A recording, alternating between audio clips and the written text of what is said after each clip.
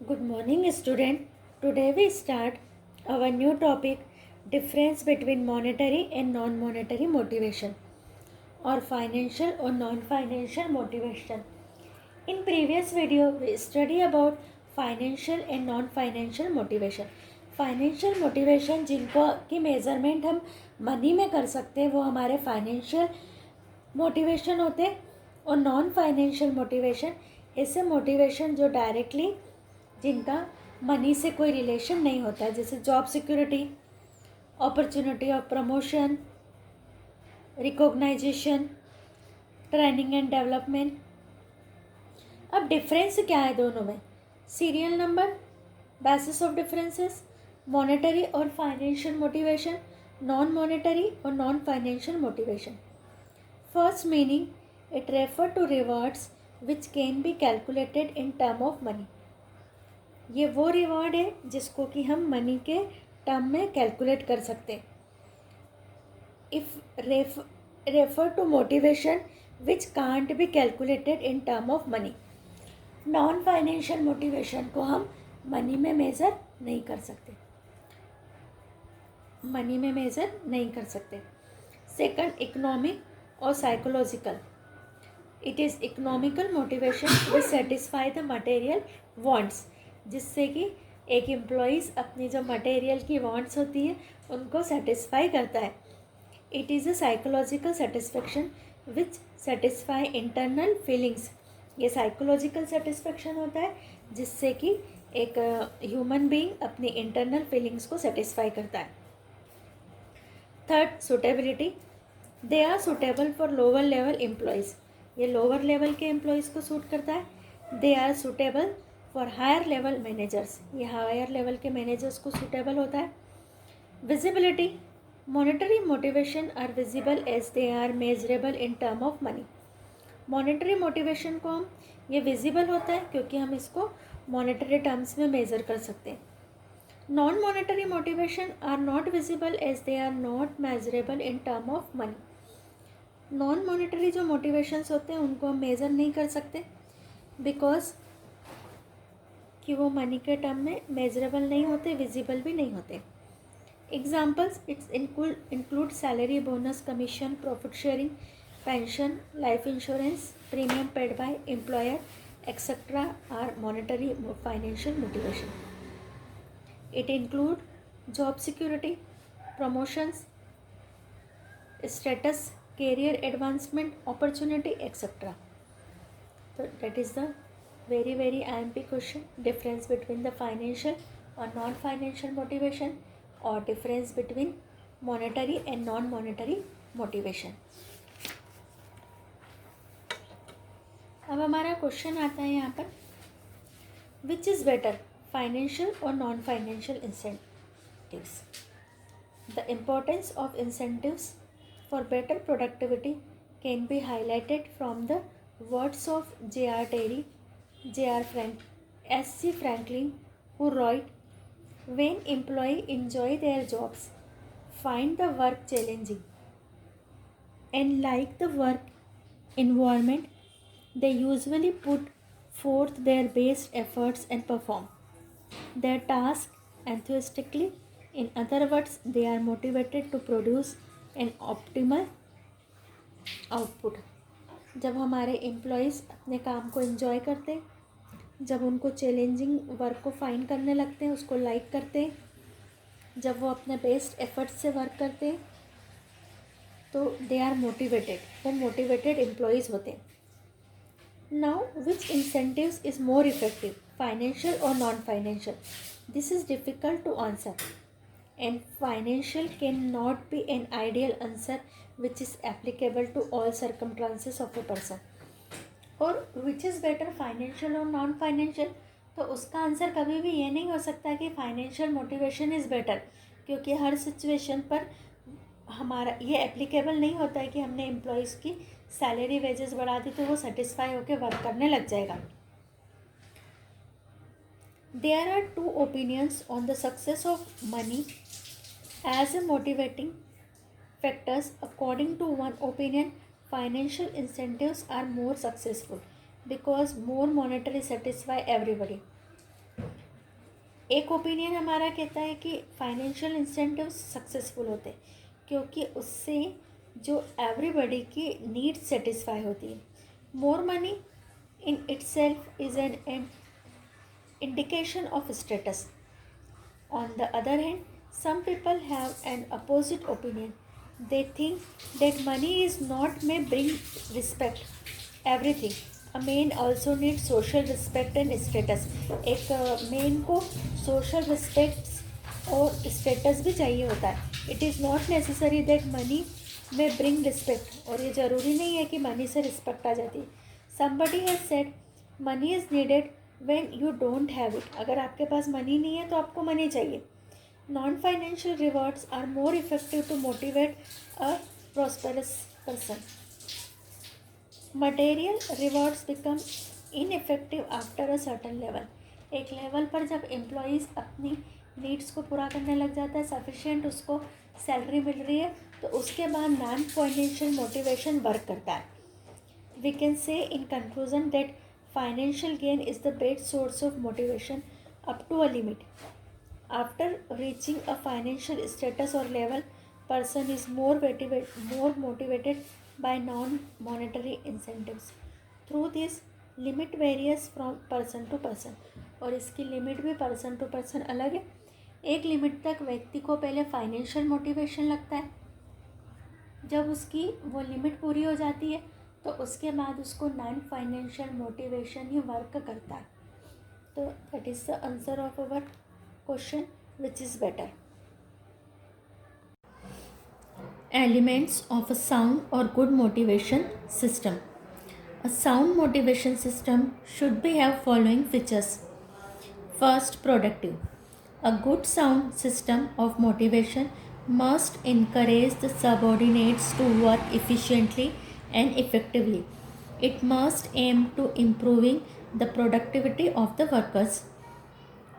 जो हमारा good motivation system होता है उसका ये इम्पॉर्टेंट एलिमेंट है कि वो प्रोडक्टिव होना चाहिए. दैट मीन्स उसको अप्लाई करने के बाद में हमारे वर्कर्स की प्रोडक्टिविटी इम्प्रूव होना चाहिए. Second, cost effective. A sound motivational system must be cost effective so that its cost does not exceed the addition of the productivity. ताकि उसकी जो कॉस्ट है वो इतनी ज़्यादा ना हो कि उतने ज़्यादा हमारी प्रोडक्टिविटी में इंक्रीज ना हुई हो. तो हमारी कॉस्ट इफेक्टिव होना चाहिए. ये मोटिवेशन सिस्टम हमारा बहुत ज़्यादा कॉस्टली नहीं होना चाहिए. Third, comprehensive. Schemes of motivation must be comprehensive. They must not only take care of the basic needs and motivates the subordinates, but must also provide for the higher needs and ambitions of the employees. Comprehensive होना चाहिए. सिर्फ हमारे जो objective हो वो ये नहीं हो कि सबऑर्डिनेट्स की नीड्स पूरी हो जाए और वो मोटिवेट हो, but must also provide the higher needs and ambitions. यानी उनकी हायर नीड्स और उनकी एम्बिशंस भी पूरी होना चाहिए by the good motivation system. Fourth, flexibility. Schemes of motivation must be flexible. Flexible that means हम अकॉर्डिंग टू टाइम सिचुएशन उसमें चेंज कर सकें. तो हमारी जो मोटिवेशन स्कीम होना चाहिए वो फ्लेक्सिबल होना चाहिए. They must be able to accommodate all changes in the situation. They must be capable of being reviewed and revised according to new circumstances. हमेशा ऐसे होना चाहिए कि हम उसको न्यू सर्कमस्टांसेस में, न्यू कोई चैलेंजेस में हम उसको अप्लाई कर सके. दैट मीन्स हमारा मोटिवेशन सिस्टम चेंजेबल होना चाहिए, उसमें फ्लेक्सिबिलिटी होना चाहिए. अकॉर्डिंग टू सिचुएशन हम उसमें चेंज कर सकें. Fifth point of good motivation system is conformity to goals. क्या होना चाहिए? गोल कंफर्म होना चाहिए कि इससे हमारे गोल कंफर्मली मिल जाएंगे. Schemes of motivation must reflect the goals and objective of the organisation. किसको रिफ्लेक्ट करना चाहिए? वो ऑर्गेनाइजेशन के गोल्स को. They must be realistic and capable of securing the desire result. और जो रियलिस्टिक होना चाहिए, कैपेबल होना चाहिए कि उससे हमको जो हमारे डिज़ायर यानी जो हम ऑब्जेक्टिव चाहते हैं वो हमको मिल जाएंगे।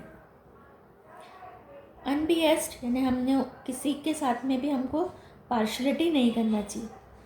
The motivation system should be value merit and quality. It should not be biased in favour of king and king of managers. ऐसा नहीं है कि हम कुछ लोगों का फेवर करें। 7. Proper administration. The system of motivation should be properly administrated by a competent person.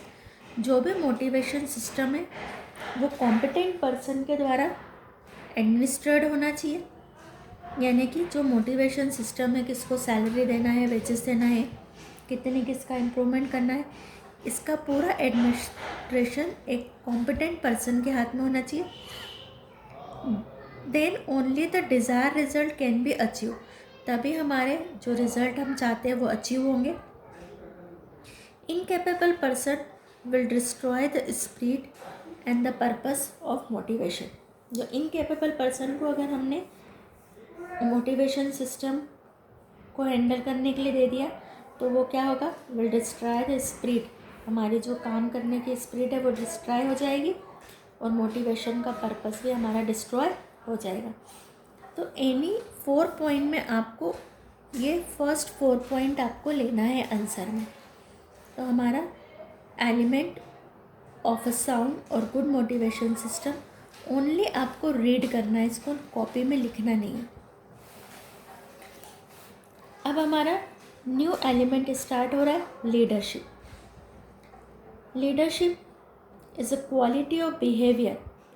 क्या होती है? क्वालिटी ऑफ बिहेवियर होता है जिससे कि कोई इंडिविजुअल व्यक्ति एक ग्रुप को गाइड करता है अपने सबऑर्डिनेट्स की एक्टिविटीज़ को।